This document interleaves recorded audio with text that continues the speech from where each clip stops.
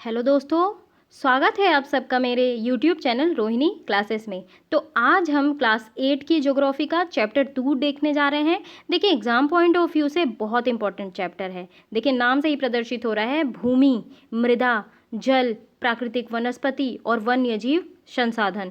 इन सभी संसाधनों के बारे में बात करेंगे और आप ये इमेजिन करिए कि अगर इनमें से एक भी चीज़ नहीं होगी तो आपका जीवन कैसे प्रभावित होगा। अच्छा मान लीजिए अगर भूमि, जैसे कि आप जानते हैं कि जलीय क्षेत्र जो है पूरी पृथ्वी में ज़्यादा है और भूमिगत क्षेत्र कम है ना। तो मान लीजिए अगर भूमि नहीं होगी तो इंसान की एग्जिस्टेंस होगी क्या? बिल्कुल नहीं होगी, है ना। तो इसी प्रकार सब चीज़ जो है हम लोगों से कोरिलेटेड है और हम लोग इन सब के ऊपर डिपेंडेंट हैं। तो चलिए बिना किसी देरी के स्टार्ट करते हैं। और बहुत इंटरेस्टिंग चैप्टर है, आपको इसमें बहुत सारी चीज़ें जानने को मिलेंगी जो एग्ज़ाम पॉइंट ऑफ व्यू से बहुत इंपॉर्टेंट है। तो चलिए बिना किसी देरी के स्टार्ट करते हैं और चैनल को सब्सक्राइब कर लीजिए, वीडियो को लाइक कर दीजिए और बेल आइकन प्रेस करना बिल्कुल भी ना भूलें। तो देखिए तंजानिया, जो कि कहाँ है, अफ्रीका में, कि एक छोटे से गांव में माम्बा जो है वो पानी लाने के लिए सीग रूटती है और उसे बहुत दूर जाना पड़ता है और वह कुछ घंटों बाद लौटती है। तो इसके उपरांत वह घर के कार्यों में अपनी माँ का हाथ बटाती है और अपने भाइयों की बकरियों की देखभाल में मदद करती है ना। देखिए कंपैरेटिवली पढ़ेंगे, अभी हम तंजानिया के बारे में देख रहे हैं ना, अभी हम न्यूजीलैंड के बारे में भी देखेंगे। तो देखिए उसके पूरे परिवार के पास उनकी छोटी सी झोपड़ी के चारों ओर चट्टानी भूमि का एक भाग है। तो माम्बा के पिता जो है ना कठिन परिश्रम के बाद मात्र कुछ मक्का और सेम ही उगा पाते हैं। अब देखिए इससे एक चीज़ निकल के सामने आई, जब चट्टानी भूमि है तो क्या वहाँ पे उत्पादन होगा खाद्यान्न फसलों का?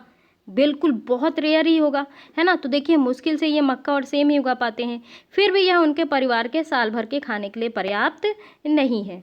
अब देखिए अब बात आती है पीटर, जो न्यूजीलैंड के भेड़ पालन प्रदेश के मध्यवर्ती भाग में रहता है और जहां उसका परिवार ऊन प्रक्रमण जो है करने के लिए कारखाना चलाता है। तो प्रतिदिन जब पीटर स्कूल से लौटता है वह अपने चाचा को अपनी भेड़ों की देखभाल करते हुए देखता है।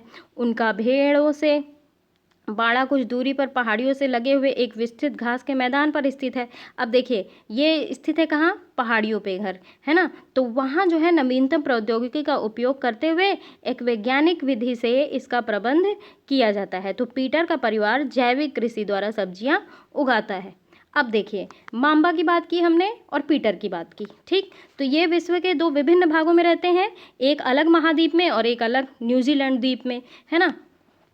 तो उनके जीवन व्यतीत करने में बहुत अधिक अंतर है।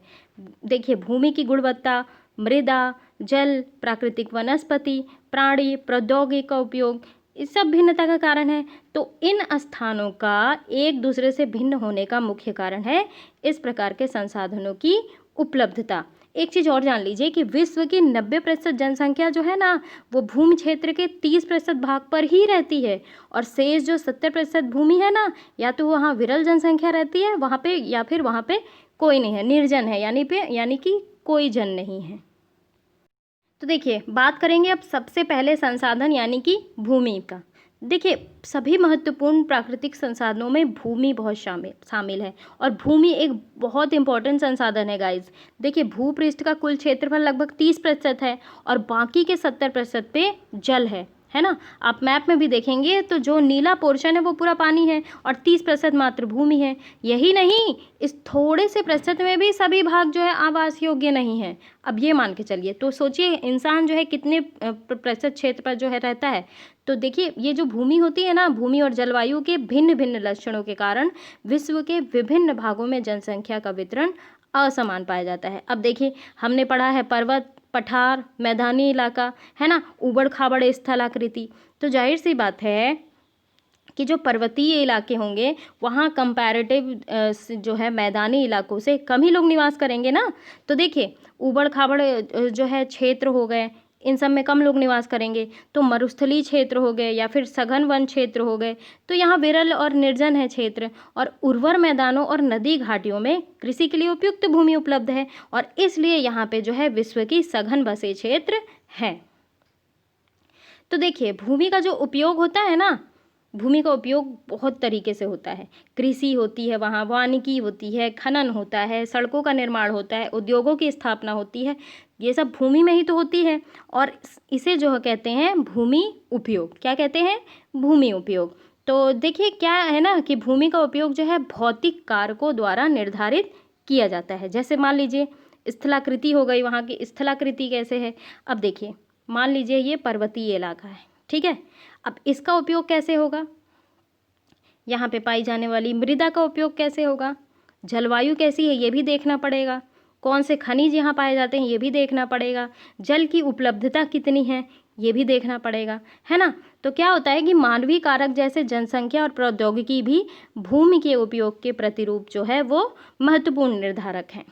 अब देखिए स्वामित्व के आधार पे ना भूमि को निजी भूमि और सामुदायिक भूमि में बांटा जा सकता है। निजी भूमि जो होती है ना वो व्यक्तियों के स्वामित्व में होती है। अब जैसे देखिए आप लोगों ने लोगों के द्वारा सुना भी होगा कि हमारे पास इतने बीघे खेत हैं, दूसरे लोगों से सुना होगा कि हमारे पास इतने बीघे खेत हैं, हम अपने खेतों में जुताई करते हैं। तो ये क्या है, ये निजी भूमि है, लोगों का जो है अपनी भूमि में स्वयं का अधिकार है, निजी स्वामित्व है। जबकि सामुदायिक भूमि जो होती है ना वो समुदाय के स्वामित्व में होती है, यानी कि सामान्य रूप से उसका उपयोग जो है समुदाय से संबंधित व्यक्तियों के लिए किया जाता है। अब जैसे देखिए चारा हो गया, फल हो गया, नट, औषधीय बूटी एकत्रित करना, तो ये जो है साझा संपत्ति संसाधन जो है ये है। अब मान लीजिए एक जो है कई समुदाय के लोग वहाँ पे रहते हैं, तो ये समुदाय के जो विभिन्न लोग हैं ना वो सब यूज़ कर सकते हैं, यानी कि ये साझा संपत्ति है, ठीक। अब आगे देखिए जनसंख्या और उनकी मांग जो है सदैव बढ़ती रहती है। ये हम देखिए जो मनुष्य की प्रवृत्ति है ना, मांग बढ़ती ही जा रही है, लेकिन भूमि की उपलब्धता तो सीमित है ना, भूमि तो बढ़ नहीं रही है, भूमि तो अपने क्षेत्र तक सीमित है, लेकिन स्थान के अनुसार पे भूमि की गुणवत्ता में अंतर होता है। देखिए लोगों ने जो है ना वो सामुदायिक भूमि पर व्यापारिक क्षेत्र बनाने, नगरीय क्षेत्र में घर बनाने और ग्रामीण क्षेत्र में कृषि योग्य भूमि का विस्तार करने के लिए बहुत तरीकों से जो है अनाधिकृत तरीके से हस्तक्षेप करना शुरू किया है। अब जाहिर सी बात है कि जब किसी चीज़ में आप हस्तक्षेप करना जो है शुरू कर देंगे तो भूमि का जो है वो क्या होगा, तो भूमि में जो है व्यापक परिवर्तन होंगे, उसकी मिट्टी में परिवर्तन होंगे, उसकी जलवायु में परिवर्तन होंगे, है ना। तो व्यापक परिवर्तन देखा जा रहा है हस्तक्षेप के कारण। तो देखिए आज जो भूमि का प्रतिरूप है ना वो व्यापक रूप से परिवर्तन जो है हमारे समाज में सांस्कृतिक परिवर्तनों को दर्शाते हैं। देखिए वर्तमान में क्या है कि कृषि और निर्माण संबंधी गतिविधियों के प्रसार के कारण निम्नीकरण, भूस्खलन, मृदा अपरदन, मरुस्थलीकरण पर्यावरण के लिए प्रमुख खतरा बना हुआ है। तो देखिए क्या होता है ना कि कृषि और निर्माण संबंधी कार्य अब सभी देख रहे हैं कि कहीं पे जो है उत्पादन को बढ़ाने के लिए औद्योगिक कंपनियां स्थापित की जा रही हैं, निर्माण कार्य किए जा रहे हैं, कृषि करने के लिए जो है वहाँ की ज़मीन साफ की जा रही है। तो इन सब कारणों से क्या हो रहा है, निम्नीकरण हो, भूमि का स्तर जो है नीचे जा रहा है, भूस्खलन, लैंडस्लाइड हो रहा है, मिट्टी का कटाव हो रहा है, मृदा अपरदन हो रहा है ना, मरुस्थलीकरण यानी कि जो है वहाँ पे ज़मीन जो है वो बंजर होती जा रही है। तो ये सब जो है पर्यावरण पे खतरा बनता जा रहा है। अब देखिए चित्रांकन में देखिए पहला चित्र, दूसरा चित्र और तीसरा चित्र और ये चौथा चित्र। अब देखिए भूमि उपयोग समय के अनुसार परिवर्तन। अब देखिए यहाँ पे देखिए, यहाँ पे खेती अब अच्छी हो रही है, यहाँ पे जानवर जो है किसान जो है बैल लिए हुए हैं, यहाँ पे झोपड़ी घर है। अब देखिए यहाँ पे क्या हो रहा है, यहाँ पे मकान बने हुए हैं, ठीक है। अब जैसे तैसे उपयोग बढ़ता जा रहा है, मकानों की संख्या बढ़ती जा रही है।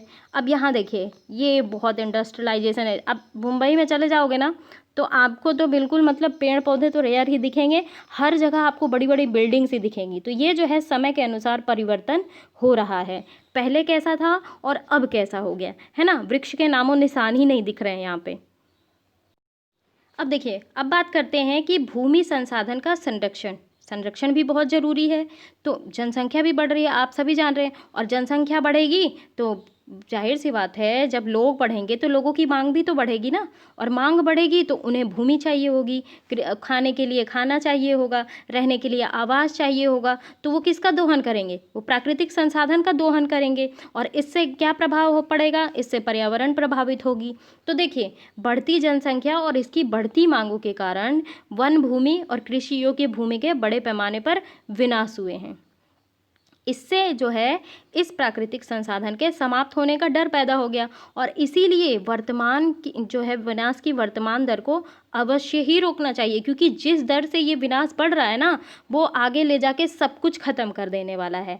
तो देखिए, इसके लिए वन रोपण करना चाहिए, यानी कि बहुत ज़्यादा मात्रा में जो है वृक्ष लगाना चाहिए, भूमि उद्धार करना चाहिए, रासायनिक कीटनाशकों और जो है उर्वरकों का प्रयोग रोक देना चाहिए, है ना। रासायनिक जो कीटनाशक होते हैं ये भी भूमि को प्रभावित करते हैं, इसीलिए जो है जैविक उर्वरक का प्रयोग करना चाहिए, है ना। और जो है अतिचारण, मतलब कि बहुत ज़्यादा जहाँ पे चारा हो उसको रोकना चाहिए, इससे भी भूमि जो है होती है बंजर होती है। तो ऐसे जो है भूमि का संरक्षण प्रयुक्त सामान्य थोड़े से तरीके हैं।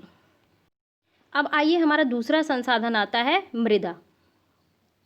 मृदा किसे कहते हैं, सबसे पहले ये जान लीजिए कि ये देखिए, ये पृथ्वी है और पृथ्वी के पृष्ठ पे दानेदार कण के आवरण पाए जाते हैं, इनकी पतली परत पाई जाती है और ये क्या कहलाती है, ये कहलाती है मृदा।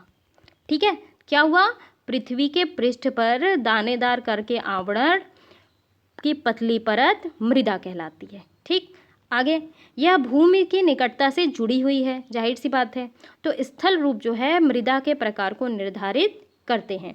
अब देखिए, अब जैसे पर्वतीय एरिया हो गया, ठीक है, मैदानी एरिया हो गया, सॉरी पठारी एरिया हो गया और मैदानी एरिया हो गया, है ना। तो क्या यहाँ पे एक समान मिट्टियाँ पाई जाएंगी, बिल्कुल नहीं। मैदानी एरिया में जो है उर्वरक मिट्टी पाई जाएगी, पर्वतीय मिट्टी पाई जाएंगी यहाँ पे, है ना, लेटेराइट सॉइल वगैरह यहाँ पे ज़्यादा पाई जाएंगी। तो आइए इन सब के बारे में देखेंगे। तो देखिए, मृदा का निर्माण जो है ना, वो चट्टानों से प्राप्त खनिजों और जैव पदार्थ, बहुत इंपॉर्टेंट पॉइंट है कि मृदा का निर्माण कैसे हुआ है, चट्टानों और प्राप्त खनिजों और जैव पदार्थ और भूमि में पाई जाने वाली खनिजों से होता है। और यह जो है अपक्षय प्रक्रिया के माध्यम से बनती है और खनिजों और जैव पदार्थों का सही मिश्रण मृदा को उपजाऊ बनाता है। अब थोड़ा बात कर लेते हैं अपक्षय क्या होता है। अपक्षय देखिए, तापमान हो गया, तापमान परिवर्तन हो गया, और जो है तुषार क्रिया और पौधों और प्राणियों और मनुष्यों के क्रियाकलाप द्वारा अनावरित शैलों का टूटना और क्षय होना, ठीक है, ये कहलाता है अपक्षय। अब देखिए, सबसे नीचे क्या होती हैं, ये जनक चट्टानें होती हैं, भूमि है, यहाँ जनक चट्टानें, फिर अपक्षयित जो है ये चट्टान पदार्थ, फिर बालू, गाद, क्ले और उपमृदा, और यहाँ पे देखिए सबसे ऊपर ये पौधे दिख रहे होंगे आपके, और जो पौधे जिससे सबसे ऊपरी परत जो होती है ये ह्यूमस और वनस्पति के साथ ऊपरी मृदा होती है। अब आइए थोड़ा सा बात कर लेते हैं भूस्खलन के बारे में, लैंडस्लाइड जिसे कहते हैं। तो देखिए, भूस्खलन जो होता है ना, इसका जो है, इसमें क्या होता है कि मलबा या ढाल गिरने वाली मिट्टी के बृहद संचलन से होता है, ये के रूप में परिभाषित किया जाता है। ये जो होते हैं ना, प्रायः या तो भूकंप आए, या तो बाढ़ आए, या तो ज्वालामुखी के साथ घटित होते हैं, या तो फिर बहुत देर तक बारिश हो, मतलब लंबे समय तक भारी वर्षा से भूस्खलन होता है। अच्छा, ये जो है ना, ये नदी के प्रवाह को कुछ समय के लिए अवरुद्ध कर देता है, मतलब कि रोक देता है। और नदी की अवरुद्धता के कारण जो है अचानक फूट पड़ने से, अब मान लीजिए कि ये नदी के प्रवाह को अवरुद्ध कर दिया, रोक दिया, तो क्या होगा, फुली फोर्स से तो वो नदी का प्रवाह आ ही रहा है और एक जगह रुका हुआ है, तो वो कहीं ना कहीं से तो अचानक फूट के निकलेगा ना। तो अचानक फूट पड़ने से निचली घाटियाँ जो होती हैं उनके आवासों में विध्वंस आ जाता है। और पहाड़ी भूभाग में भूस्खलन एक मुख्य और विस्तृत रूप से फैली प्राकृतिक आपदा है। ठीक है, तो भूस्खलन क्या है, एक प्राकृतिक आपदा है जो प्रायः जीवन और संपत्ति को आघात पहुंचाती है और चिंता का एक ये मुख्य विषय है। अब देखिए, एक वस्तु स्थिति अध्ययन करते हैं। ठीक है, हिमाचल प्रदेश के किन्नौर जिले में रेकांग पियो के निकट पंजी गांव में एक बड़े भूस्खलन के कारण राष्ट्रीय महामार्ग 22 की पुरानी हिंदुस्तान तिब्बत सड़क का 200 मीटर तक का भाग नष्ट हो गया। तो यह भूस्खलन जो है ना, वो पंजी गांव में तीव्र विस्फोटन के साथ हुआ। तो विस्फोटन के कारण ढाल का यह कमजोर क्षेत्र नीचे गिर गया और जिसके कारण सड़क और गांव के आसपास के क्षेत्र को क्षति पहुंची। अब पंजी गांव को किसी संभावित मानव विकास से बचाने के लिए पूर्ण रूप से खाली करा दिया गया। अब न्यूनीकरण की क्रियाविधि क्या है, ये भी देख लेते हैं। देखिए, वैज्ञानिक प्रविधियों के विकास से हमें ये समझने की शक्ति मिली है कि भूस्खलन से उत्पन्न होने के कौन कौन से कारक हैं और उनका प्रबंधन कैसे करना है। तो भूस्खलन को रोकने के लिए ना कुछ प्रविधियां हैं। अब देखिए क्या क्या प्रविधियां हैं, वो भी इम्पॉर्टेंट है। देखिए, भूस्खलन प्रभावी क्षेत्रों का मानचित्र बनाकर इसमें प्रभावित होने वाले स्थानों को इंगित करना और इस प्रकार के क्षेत्रों को आवास बनाने के लिए छोड़ा जाना। ठीक है, यहाँ पे आवास आप मत बनाइए। ठीक, दूसरी बात ये कह रहे हैं कि भूमि को खिसकने से बचाने के लिए प्रतिधारी दीवार बनाना। अब देखिए, आप फिगर आउट कर पा रहे होंगे, यहाँ पे प्रतिधारी दीवार बनी हुई है। मैं थोड़ा सा आपको लार्ज करके बता दूँ। ये देखिए, दीवार कैसे बने हैं, प्रतिधारी दीवार बनाना। ठीक, और क्या करना होता है, देखिए, तो अगला तरीका है कि प्रभावी तरीका वनस्पति आवरण में वृद्धि, यानी कि वहाँ पे बहुत ज़्यादा वनस्पतियाँ लगाना। क्योंकि क्या करती है ना वनस्पतियों की जो जड़ी होती हैं वो मिट्टी को जमेट के पकड़ी रहती हैं। तो इससे क्या होता है, लैंडस्लाइड के जो संभावनाएं होती हैं वो कम हो जाती हैं वहाँ पे। अगली बात ये है कि सतही अपवाह और झरना प्रवाहों के साथ भूस्खलन की गतिशीलता को नियंत्रित करने के लिए पृष्ठीय अपवाह नियंत्रण उपाय कार्यान्वित करना। मतलब क्या कि झरना जहाँ प्रवाहित हो रहा हो या फिर सतही अपवाह हो रहा हो वहाँ पे, तो भूस्खलन की गतिशीलता को नियंत्रित करने के लिए उसके पृष्ठ का अपवाह पे जो है, मतलब कि पृष्ठीय अपवाह पे नियंत्रण करना, ताकि भूस्खलन की प्रक्रिया जो है वो रुक जाए। अब देखिए, ये इंपॉर्टेंट पॉइंट है कि मृदा निर्माण को प्रभावित करने वाले कारक क्या क्या प्रभावित करते हैं मृदा निर्माण को। सबसे पहले देखते हैं, जलवायु हो गया, तापमान, वर्षा, अपक्षय, है ना, और ह्यूमस निर्माण की दर को प्रभावित करते हैं। ठीक, आगे समय मृदा परिच्छेदिका की मोटाई को निश्चित करता है। ठीक, जैसे जैसे टाइम बीतता जाएगा वो मृदा का जो मोटाई है वो बढ़ता जाता है। तीसरा, वनस्पति जात, प्राणी जात, सूक्ष्म जीव ह्यूमस निर्माण की दर को प्रभावित करते हैं। अगली, उच्चावच तुंगता, यानी कि ऊंचाई पर जो है तुंगता होती है और ढाल जो है मृदा के संचय को।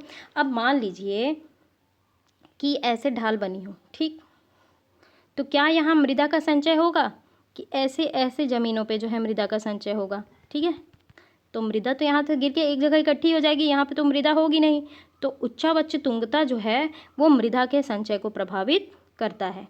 अगला है जनक शैल, यानी कि अग्नेय शैल, और रंग, गठन, रासायनिक गुणधर्म, खनिज मात्रा और पारगम्यता को निर्धारित करती है क्या, मृदा। अब ये देख लेते हैं मृदा निर्माण के कारक। तो देखिए, मृदा निर्माण के कारक जो है ना वो जनक शैल का स्वरूप और जलवायविक कारक हैं। तो मृदा निर्माण जो है अन्य कारक, स्थलाकृति, जैव पदार्थों की भूमिका और मृदा निर्माण के संगठक में लगा समय है। तो अलग अलग स्थानों में ये अलग अलग हैं। तो जैसे आप मृदाओं के नाम भी जानते होंगे, जलोढ़ मृदा हो गई, काली मृदा, लाल मिट्टी, लैटेराइट सॉइल, मरुस्थलीय सॉइल, जो है पर्वतीय मृदा, है ना। तो अनेक प्रकार की मृदाएं होती हैं अलग अलग क्षेत्रों में। अब देखते हैं कि मृदा का निम्नीकरण और संरक्षण का उपाय। तो देखिए, जो ये मृदा अपरदन होता है ना, आपको मृदा अपरदन बता दूँ, ऐसे भूमि है, ठीक, भूमि है। अब अलग अलग जगह जो है मिट्टी का कटाव होने लग जाए, है ना, तो इससे क्या होती है, मृदा अपरदित होती है। ठीक है, और क्षीणता जो है वो मृदा संसाधन के लिए दो मुख्य खतरे हैं। ठीक, तो मानवीय और जो है प्राकृतिक दोनों ही कारकों से मृदाओं का निम्नीकरण हो सकता है। तो मृदा के निम्नीकरण में सहायक कारक वनोन्मूलन, ठीक है, वन लगाइए, अतिचारण, ठीक है, और क्या, रासायनिक उर्वरकों और कीटनाशकों का अत्यधिक उपयोग, वर्षा दोहन, भूस्खलन और बाढ़ है। यानी कि क्या, अगर आप मृदा का निम्नीकरण करते हैं तो इससे क्या होता है, वनोन्मूलन होगा। इसका कारण क्या हो सकता है, वर्षा का दोहन, या तो भूस्खलन, या बाढ़, या तो अतिचारण, या तो कीटनाशकों का प्रयोग, है ना। तो इसकी मृदा संरक्षण की जो है कुछ विधियां हैं। सबसे पहले है मल्च बनाना। ये क्या होता है, ये टर्म्स बहुत इंपॉर्टेंट है, ये ध्यान रखिएगा। मल्च बनाना क्या होता है, देखिए, पौधों के बीच में अनावरित भूमि जैव पदार्थ जैसे प्रवाल की जो है वो ढक दी जाती है। क्या कर दी जाती है, पौधे के बीच अनावरित भूमि जो होती है, मतलब कि जिसमें आवरण नहीं है। अब देखिए, यहाँ पौधा है, यहाँ पौधा है, ठीक है, अब यहाँ पे अनावरित है भूमि, यहाँ तो पौधे हैं नहीं, तो क्या किया जाता है, जैव पदार्थ जैसे प्रवाल से ढक दी जाती है ये। ठीक है, और इससे क्या होता है, इससे मृदा की आर्द्रता जो है वो रुकी रहती है। ठीक है, आगे देखते हैं वेदिका फॉर्म। वेदिका फॉर्म क्या होता है, देखिए वेदिका फॉर्म का फिगर आउट भी देख पा रहे होंगे, थोड़ा सा लॉन्ग कर दूं मैं इसे, है ना। हाँ, अब देखिए, तो ये जो वेदिका फॉर्म होते हैं ना, ये चौड़े समतल सोपान और वेदिका जो है तीव्र ढालों पे, ठीक है, तीव्र ढालों पे बनाए जाते हैं। क्यों? क्योंकि सपाट सतह पर फसल उगाने के लिए उपलब्ध हो जाए ताकि। अब ऐसे इन्हें जो है चौड़े समतल सोपान में बना दिए गए, वेदिकाओं में एक जो है अलग अलग कर दिया गया, तो इसमें जो है कृषि कर सकते हैं, फसल उगा सकते हैं और इनसे जो है पृष्ठीय प्रभाव और मृदा अपरदन कम हो सकता है। ठीक है, अब बात करेंगे समोच्च रेखीय जुताई। तो ये जो है पहाड़ी ढाल पे बनाया जाता है। समानांतर जुताई ढाल के नीचे बहते जल के लिए एक प्राकृतिक अवरोध का कार्य करती है। अब ये देखिए, ये समोच्च रेखीय जुताई है, इसे आप देख लीजिए। ठीक है, तो ये पर्वतीय क्षेत्रों में बनाया जाता है, पहाड़ी एरिया में, और ये क्या करते हैं, ये नीचे बहते जल के लिए एक प्राकृतिक अवरोध का निर्माण करती हैं। अब रक्षक मेखला के बारे में भी देख लीजिए, ये देखिए, है ना। तो ये तटीय प्रदेशों में, यानी कि तटीय प्रदेश आपको मैंने बताया है कि जैसे देखिए ये हमारा भारत है, ठीक है, यहाँ वाटरी एरिया है, तो ये सारे जो है ये क्या हो गए, तटीय प्रदेश हो गए। गुजरात, महाराष्ट्र, गोवा, कर्नाटक, तमिलनाडु, केरला, आंध्र प्रदेश, उड़ीसा। तो ये क्या क्या होता है यहाँ पे जो है तटीय प्रदेशों और शुष्क प्रदेश में पवन गति रोकने के लिए, क्या करने के लिए, पवन की गति, हवा की गति को रोकने के लिए वृक्ष कतारों में लगाए जाते हैं ताकि मृदा आवरण को बचाया जा सके। ठीक है, तो कतारों में लगा जाएंगे तो जाहिर सी बात है मृदा का जो आवरण है वो सुरक्षित रहेगा। अब बात करते हैं समोच्च रेखीय रोधिकाएं। तो ये जो समोच्च रेखाएं होती है ना, इनके पर रोधिकाएं बनाने के लिए पत्थरों, घास, मृदा का उपयोग किया जाता है। रोधिकाओं के सामने जल एकत्र करने के लिए खाइयां बनाई जाती हैं, है ना। तो ये होती हैं समोच्च रेखीय रोधिकाएं। अब देखिए, अब हम एक थोड़ा सा इसे छोटा कर देती हूँ तब आपको पूरा दिखेगा। ये देखिए, हमने लिया एक अ और ब ट्रे लिया हमने, ठीक है, क्या लिया हमने, अ और ब ट्रे लिया। अब इस ट्रे को जो है अंत में 6 छेद कर दीजिए, ठीक, 6 छेद कर दिया इस ट्रे में। अब इन्हें बराबर मात्रा में मिट्टी डालिए, इसमें हमने मिट्टी डाल दी। अब अ ट्रे की मृदा को जो है खाली छोड़ दीजिए, इसको हमने खाली छोड़ दिया, और ब ट्रे में गेहूं और चावल के दाने लगाइए। ठीक है, इसमें हमने गेहूं और चावल के दाने लगा दिए। बाद में ब ट्रे के दाने उगकर कुछ ऊंचे हो जाते हैं, और अब जो है दोनों ट्रे को ऐसे रखिए कि वे जो है एक ढाल पर हो। इन्हें थोड़ा सा टेढ़ा कर दिया गया है, देख पा रहे होंगे आप, है ना।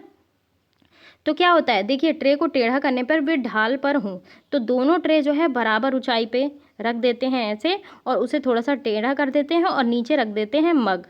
ठीक है, और जो है मग से जल डालते हैं मिट्टियों में, इन ट्रे में। ठीक है, ये देखिए, ये मग रख दिया गया है और यहाँ नीचे भी रख दिया गया है फ्लास्क।